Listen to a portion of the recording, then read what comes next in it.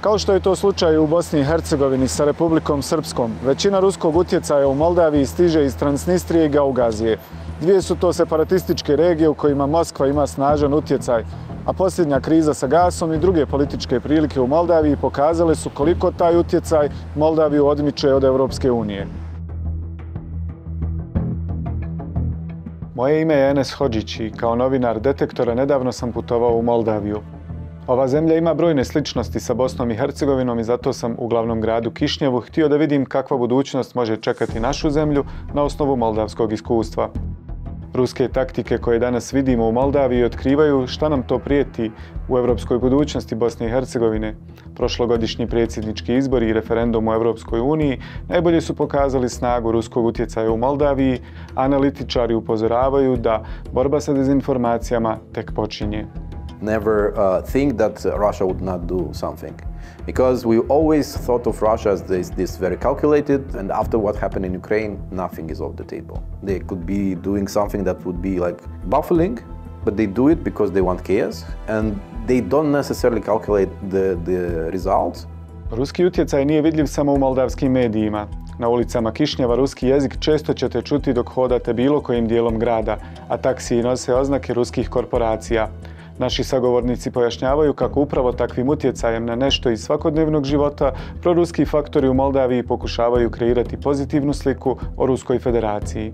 Whenever you see something trending about some kind of hate speech, some kind of societal problem, you could see some kind of Russian influence behind it, especially if you look at the chain of amplification, because many times it's the same Telegram channels that would amplify it to their audiences, then move to TikTok, then move to Facebook and other social networks.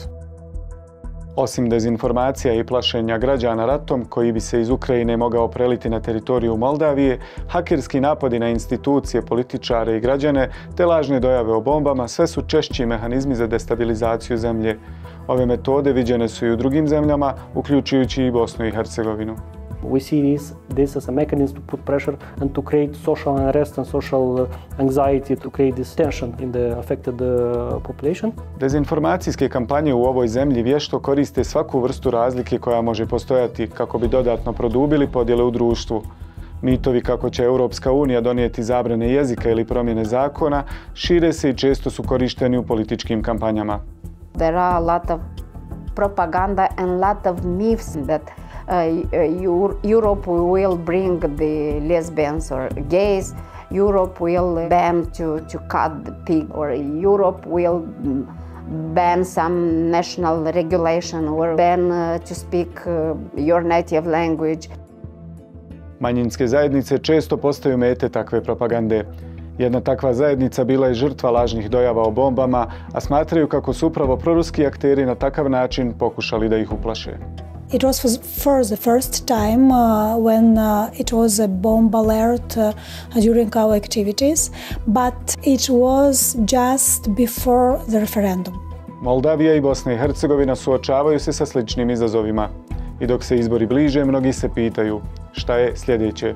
Da li će ruski utjecaj preovladati ili će ove zemlje i njihovi građani uskoro doživjeti čvršći zagrljaj europskog partnerstva.